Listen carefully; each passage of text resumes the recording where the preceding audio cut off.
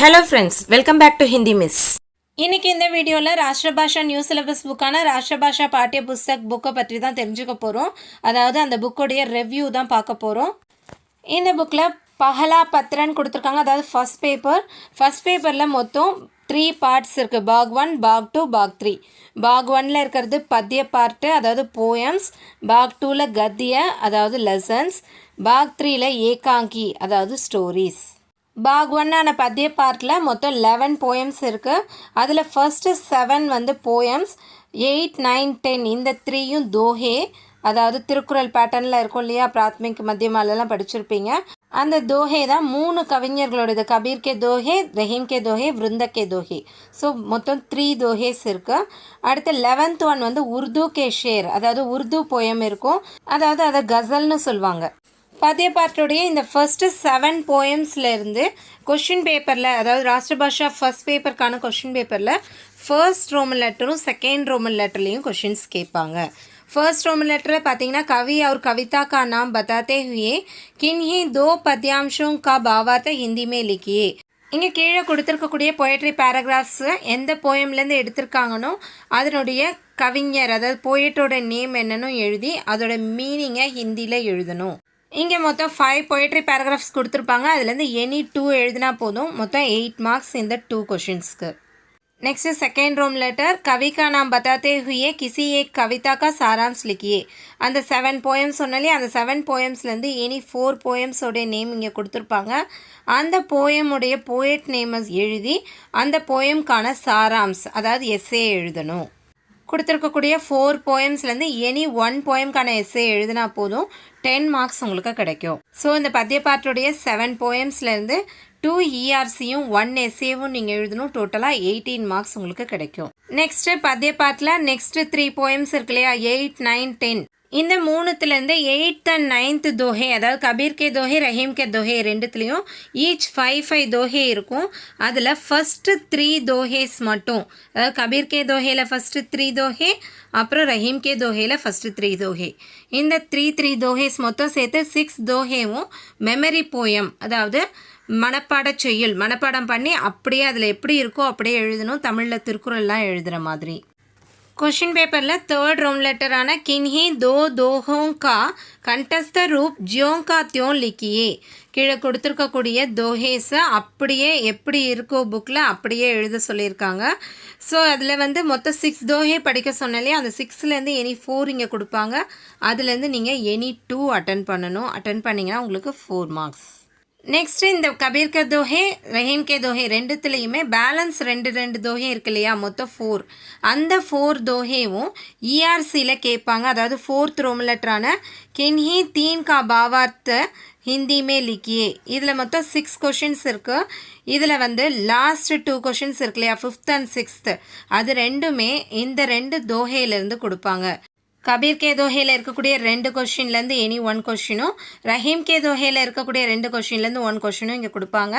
அந்த 2 கொஷின்ஸோடு சேர்த்து இன்னும் 4 கொஷின்ஸ் இருக்கு இல்லையா, இது என்னென்னா உருது கே ஷேர்னு சொல்லிட்டு கசல்னு சொன்னேன் இல்லையா, அந்த 5 கசல்லேருந்து எனி 4 கசல் இங்கே கொடுப்பாங்க. ஸோ கசல்லேருந்து 4, தோஹேலேருந்து 2, டோட்டலாக 6 கொஷின்ஸ் இங்கே கொடுப்பாங்க. அந்த 6 கொஷின்ஸ்லேருந்து எனி 3 கொஷின்ஸ் நீங்கள் அட்டன் பண்ணணும். அதுக்கு உங்களுக்கு 9 மார்க்ஸ் கிடைக்கும். ஸோ டோட்டலாக இந்த பத்திய பாட்டில் இருக்கக்கூடிய இந்த 11 போயம்ஸ்லேருந்து உங்களுக்கு 31 மார்க்ஸ்க்கு ராஷ்டிரபாஷா ஃபர்ஸ்ட் பேப்பரில் கொஷின்ஸ் கேட்பாங்க. நெக்ஸ்ட்டு கத்திய பாட்டில் மொத்தம் 10 லெசன்ஸ் இருக்கும். அந்த 10 லெசன்ஸ்லேயுமே meanings, make sentence, comprehension, single line question answer, essay, இது எல்லாமே இருக்கும். ஸோ கொஷின் பேப்பரில் 5th ரோமன் லெட்டர் பார்த்தீங்கன்னா கின்ஹி 5 का अर्थ हिंदी में लिखिए. அதாவது மீனிங்ஸ் கீழே கொடுத்துருக்கக்கூடிய 10 வேர்ட்ஸில் எனி 5 வேர்ட்ஸ்க்கான மீனிங்ஸை ஹிந்தியில் எழுதணும். 5 வேர்ட்ஸ் எழுதினா 5 marks. Next 6th Roman letter கின்ஹி 5 का वाक्यों में प्रयोग कीजिए. இது வந்து மேக் சென்டென்ஸ். கீழே கொடுத்துருக்கக்கூடிய 10 வேர்ட்ஸ்லேருந்து எனி 5 வேர்ட்ஸ்க்கு சென்டென்ஸ் ஃபார்ம் பண்ணி எழுதணும். அப்படி எழுதினீங்கன்னா உங்களுக்கு 10 மார்க்ஸ் கிடைக்கும். नेक्स्ट 7th रोम लेटर निम्न गद्यांश को ध्यान से पढ़कर नीचे दिए प्रश्नों के उत्तर लिखिए. கீழே கொடுத்துருக்கக்கூடிய பேராகிராஃபை படித்து அது கீழே இருக்கக்கூடிய கொஷின்ஸ்க்கான ஆன்சர்ஸை எழுதணும். இது காம்ப்ரிஹென்ஷன். இந்த 3 கொஷின்ஸ்க்கான ஆன்சர்ஸ் எழுதினா உங்களுக்கு 5 மார்க்ஸ் கிடைக்கும். नेक्स्ट 8th रोम लेटर किन्हीं 2 प्रश्नों के उत्तर एक या 2 वाक्यों में लिखिए கீழே கொடுத்துருக்கக்கூடிய 6 கொஷின்ஸ்லேருந்து எனி 2 கொஷின்ஸ்க்கான ஆன்சர்ஸை சிங்கிள் லைனில் எழுத சொல்லியிருக்காங்க. அப்படி எழுதினா உங்களுக்கு 4 மார்க்ஸ் கிடைக்கும். नेक्स्ट किसी एक पार्ट का सारांश लिखिए அந்த 10 லெசன்ஸ்லேருந்து எனி 3 லெசன்ஸோட நேம்ஸ் இங்கே கொடுத்துருப்பாங்க. அந்த 3லேருந்து எனி 1 லெசனுக்கான எஸ்ஏ நீங்கள் எழுதினா உங்களுக்கு 10 மார்க்ஸ் கிடைக்கும். ஸோ ராஷ்டிரபாஷா ஃபஸ்ட் பேப்பருக்கான கொஷின் பேப்பரில் இந்த கத்திய பாட்டில் இருக்கக்கூடிய 10 லெசன்ஸ்லேருந்து மொத்தம் 34 மார்க்ஸ்க்கு கொஷின்ஸ் வரும். நெக்ஸ்ட்டு ஃபஸ்ட் பேப்பருடைய தேர்ட் பார்ட் அதாவது லாஸ்ட் பார்ட்டான ஏகாங்கி அதாவது ஸ்டோரி பார்ட்டில் மொத்தம் 5 ஸ்டோரிஸ் இருக்குது. அந்த 5 ஸ்டோரிஸ்லேருந்து கொஷின் பேப்பரில் என்னென்னலாம் கேட்பாங்கன்னு பார்க்கலாம்.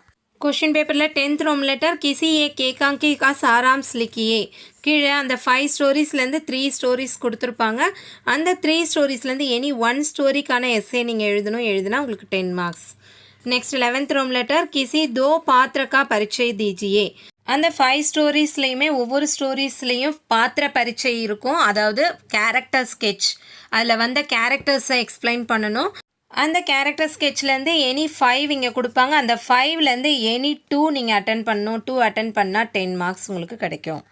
नेक्स्ट 12th रोम लेटर किन्हीं 2 प्रश्नों के उत्तर एक या 2 वाक्यों में लिखिए இது வந்து சிங்கிள் லைன் கொஷின் ஆன்சர். அந்த 5 ஸ்டோரிஸில் இருக்கக்கூடிய single line question answers any 5 questions இங்கே கொடுப்பாங்க. அதுலேருந்து 2 கொஷின்ஸ் அட்டன் பண்ணிங்கன்னா உங்களுக்கு 5 மார்க்ஸ் கிடைக்கும்.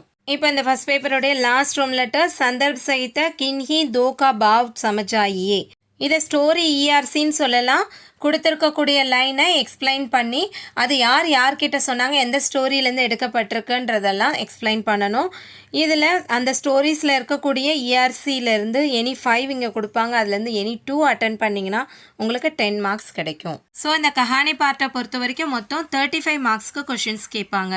ராஷ்டிரபாஷா ஃபஸ்ட் பேப்பரை பொறுத்த வரைக்கும் பத்ய பார்ட்லேருந்து 31 மார்க்ஸ்க்கும் கத்திய பார்ட்லேருந்து 34 மார்க்ஸ்க்கும் கஹானி பார்ட்லேருந்து 35 மார்க்ஸ்க்கும் டோட்டலாக 100 மார்க்ஸ்க்கு கொஷின்ஸ் கேட்பாங்க.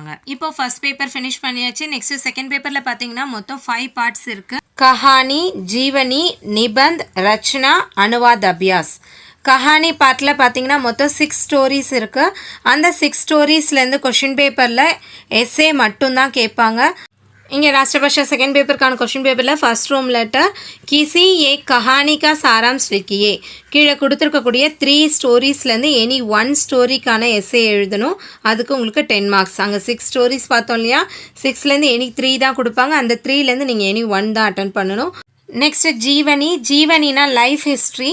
இங்கே கொடுத்துருக்கக்கூடிய நேஷ்னல் லீடர்ஸோடைய லைஃப் ஹிஸ்ட்ரியை எக்ஸ்பிளைன் பண்ணணும். இதுலேருந்தும் எஸ்ஏ மட்டும்தான் வரும். क्वेश्चन पेपर ले सेकेंड रोम लेटर किसी एक महान व्यक्ति की जीवनी का सारांश लिखिए அங்கே கொடுத்துருந்த 7 லீடர்ஸோடைய நேம்லேருந்து எனி 4 லீடர்ஸோடைய நேம் இங்கே கொடுத்துருப்பாங்க. அந்த 4லேருந்து எனி 1 லீடருடைய லைஃப் ஹிஸ்ட்ரியை எக்ஸ்பிளைன் பண்ணணும். அந்த ஒரு எஸ்ஏக்கு உங்களுக்கு 10 மார்க்ஸ். நெக்ஸ்ட் பார்ட் வந்து நிபந்த்னா ஜென்ரல் எஸ்ஏஸ். இங்கே 8 ஜென்ரல் எஸ்ஏஸ் கொடுத்துருக்காங்க. அதுலேருந்து கொஷின் பேப்பரில் மொத்தம் 4 எஸ்ஏஸ் கேட்பாங்க. அதுலேருந்து எனி 1 எஸ்ஏ எழுதணும். அதுக்கு உங்களுக்கு 10 மார்க்ஸ். ஸோ டோட்டலாக Kahani பார்ட்லேருந்து 10 marks, ஜீவனி பார்ட்லேருந்து 10 marks, நிபந்த் பார்ட்லேருந்து 10 marks. So இந்த 3 பார்ட்ஸும் சேர்த்து உங்களுக்கு 30 மார்க்ஸ் கிடைக்கும். நெக்ஸ்ட் பார்ட்டு ரச்சனா பார்ட்டில் பார்த்தீங்கன்னா இங்கே 7 ஹெட்டிங்ஸ் இருக்குது. இந்த 7 ஹெட்டிங்ஸ்லேயுமே கொஷின் பேப்பரில் தனித்தனியாக கொஷின்ஸ் கேட்பாங்க. क्वेश्चन पेपर ले 4th रोम लेटर किन्हीं 3 का भिन्न भिन्न अर्थों में वाक्यों में प्रयोग कीजिए கீழே கொடுத்துருக்கக்கூடிய இந்த 6 வேர்ட்ஸ்லேருந்து எனி 3 வேர்ட்ஸ்க்கு அதனுடைய டிஃப்ரெண்ட் மீனிங்ஸ், ஒரே வேர்டுக்கு 2-3 மீனிங் இருக்கும் இல்லையா, அந்த மீனிங்ஸை வச்சு சென்டென்ஸ் மேக் பண்ணி எழுதணும். ஸோ அந்த 3 கொஷின்ஸ் அட்டன் பண்ணால் உங்களுக்கு 6 மார்க்ஸ் கிடைக்கும். சமானார்த்தி சப்த லிக்கியே கீழே கொடுத்துருக்கக்கூடிய 6 வேர்ட்ஸ்க்கு ஈக்குவலான ஹிந்தி மீனிங் எழுதணும். அதுக்கு உங்களுக்கு 6 மார்க்ஸ். இதில் சாய்ஸ் கிடையாது. வச்சன் பதிலையே கீழே கொடுத்துருக்கக்கூடிய 6 வேர்ட்ஸ்க்கான ப்ளூரல் வேர்டை எழுதணும். இதுக்கும் சாய்ஸ் கிடையாது. உங்களுக்கு 6 கொஷின்ஸ் அட்டன் பண்ணால் 6 மார்க்ஸ். நெக்ஸ்ட் லிங்க் பதிலையே கீழே கொடுத்துருக்கக்கூடிய 6 வேர்ட்ஸ்க்கான ஜெண்டர் சேஞ்ச் பண்ணி எழுதணும். ஆண் பாலா பெண் பாலா மாற்றி எழுதணும். அப்படி மாற்றி எழுதினா இந்த 6 கொஷின்ஸ்க்கு 6 மார்க்ஸ். நெக்ஸ்ட் किन्हीं 3 वाक्यों का वाच्य बदलिए கீழே கொடுத்துருக்கக்கூடிய 6 சென்டென்ஸ்லேருந்து எனி 3 சென்டென்சஸை வாய்ஸ் சேஞ்ச் பண்ணி எழுதணும். ஆக்டிவ் வாய்ஸை பேசிவ் வாய்ஸாவோ அல்லது பேசிவ் வாய்ஸை ஆக்டிவ் வாய்ஸாவோ சேஞ்ச் பண்ணி எழுதணும். அந்த 3 கொஷின்ஸ் அட்டன் பண்ணால் உங்களுக்கு 6 மார்க்ஸ் கிடைக்கும். सूचना के अनुसार பதிலியே 9th ரோம் லெட்டர் அது கீழே கொடுத்துருக்கக்கூடிய 2 சென்டென்சஸ்க்கு ப்ராக்கெட்டில் எப்படி கொடுத்துருக்காங்களோ அந்த மாதிரி மாற்றி எழுதணும். அப்படி மாற்றி எழுதுனீங்கன்னா இதுக்கு 5 மார்க்ஸ். இதுலேயும் சாய்ஸ் கிடையாது. नेक्स्ट 10th रोम लेटर किन्हीं दो लोकोक्ति या कहावतों को समझाइए. கீழே கொடுத்துருக்கக்கூடிய ப்ராவர்ப்ஸ், ஹிந்தி ப்ராவர்ப்ஸ் கொடுத்துருக்காங்க. அந்த 5 ப்ராவர்ப்ஸ்லேருந்து எனி 2 ப்ராவர்ப்ஸ்க்கான மீனிங்கை ஒரு ஸ்டோரி மாதிரி எழுதணும். அந்த 2 எழுதுனீங்கன்னா உங்களுக்கு 10 மார்க்ஸ். ஸோ இந்த 4th Rome லெட்டர்லேருந்து 10th Rome letter வரைக்கும் இருக்கக்கூடிய இந்த 7 ரோம் லெட்டருமே ரச்சனா பாட்டிலேருந்து தான் கேட்டிருக்காங்க. ஸோ இந்த ரச்சனா பாட்டிலேருந்து மொத்தம் 45 மார்க்ஸ்க்கு உங்களுக்கு கொஷின்ஸ் கேட்பாங்க. இந்த புக்கோடைய லாஸ்ட் பார்ட்டான அனுவாத் பாட்டில் மொத்தம் 10 பேராகிராஃப் ஹிந்தி டு தமிழ் கொடுத்துருப்பாங்க, 10 பேராகிராஃப்ஸ் தமிழ் டு ஹிந்தி கொடுத்துருப்பாங்க. அதை தவிர 25 சென்டென்சஸ் ஹிந்தியில் கொடுத்து அதை தமிழில் ட்ரான்ஸ்லேட் பண்ண சொல்லியிருப்பாங்க. அதுலேருந்து கொஷின் பேப்பரில் 11th ரோம் லெட்டர் பிராந்திய பாஷாமே அனுவாத் கீஜி, அந்த 10 பேராகிராஃப்லேருந்து ஒரு பேராகிராஃப் வந்து இங்கே கொஷினாக கொடுத்துருப்பாங்க. அதை தமிழில் ட்ரான்ஸ்லேட் பண்ணி எழுதணும். தமிழ் தெரிஞ்சவங்க தமிழில், பிராந்திய பாஷான்னு தான் கொடுத்துருக்காங்க. ஸோ என்ன லாங்குவேஜ் தெரியுமோ அந்த லாங்குவேஜில் ட்ரான்ஸ்லேட் பண்ணி எழுதணும். நெக்ஸ்ட்டு 6 ரோம் லெட்டர் பார்த்தீங்கன்னா 5 சென்டென்சஸ் கொடுத்துருக்காங்க. அதில் 25 சென்டென்ஸ் இருக்கும். 25லேருந்து எனி 5 சென்டென்ஸ் இங்கே கேட்பாங்க. அதை தமிழில் ட்ரான்ஸ்லேட் பண்ணி எழுதணும். அதுக்கு உங்களுக்கு 5 மார்க்ஸ். नेक्स्ट लास्ट रोम लेटरना 12th रोम लेटर हिंदी में अनुवाद कीजिए. இது கீழே கொடுத்துருக்கக்கூடிய பேராகிராஃபை ஹிந்தியில் ட்ரான்ஸ்லேட் பண்ணி எழுதணும். அதுக்கு உங்களுக்கு 15 மார்க்ஸ். ஸோ இந்த அனுவாத் பாட்டிலேருந்து உங்களுக்கு 25 மார்க்ஸ் கிடைக்கும். செகண்ட் பேப்பரை பொறுத்த வரைக்கும் கஹானி பாட்டிலேருந்து 10 மார்க்ஸ், ஜீவனி பாட்டில் 10 மார்க்ஸ், நிபந்த் பாட்டில் 10 மார்க்ஸ், ரச்சனா பாட்டில் 45 மார்க்ஸ், அனுவாத் பாட்டில் 25 மார்க்ஸ். டோட்டலாக 100 மார்க்ஸ்க்கு ராஷ்டிரபாஷா செகண்ட் பேப்பரில் கொஷின்ஸ் கேட்பாங்க. ஸோ ராஷ்டிரபாஷா புக்லேருந்து ராஷ்டிரபாஷா கொஷின் பேப்பரில் எந்தெந்த பார்ட்டில் இருந்தெல்லாம் கொஷின்ஸ் கேட்பாங்கன்றதை கிளியராக புரிஞ்சிட்ருப்பீங்க. இனிமேல் அடுத்தடுத்த வீடியோஸில் ராஷ்டிரபாஷா புக்கில் இருக்கக்கூடிய போயம்ஸ், லெசன்ஸ், ஸ்டோரிஸ் எல்லாமே எக்ஸ்பிளைன் பண்ண போகிறேன். தொடர்ந்து வாட்ச் பண்ணிக்கிட்டே இருங்க. இதில் ஏதாவது டவுட்ஸ் இருந்ததுன்னா கமெண்ட் செக்ஷனில் கொடுங்க, கண்டிப்பாக நான் கிளியர் பண்ணுறேன். இந்த வீடியோ உங்களுக்கு பிடிச்சதுன்னா லைக் பண்ணுங்கள், உங்கள் ஃப்ரெண்ட்ஸோடு ஷேர் பண்ணுங்கள். இது வரைக்கும் என் சேனலை சப்ஸ்கிரைப் பண்ணலன்னா சப்ஸ்கிரைப் பண்ணுங்கள். பக்கத்தில் இருக்க பெல் ஐக்கானையும் கண்டிப்பாக கிளிக் பண்ணுங்கள். அப்போ தான் இனிமேல் வரப்போகிற என்னோடய வீடியோஸ் எல்லாத்தையும் நீங்கள் மிஸ் பண்ணாமல் பார்க்க முடியும். தேங்க்யூ ஃபார் வாட்சிங் and see you in the next video.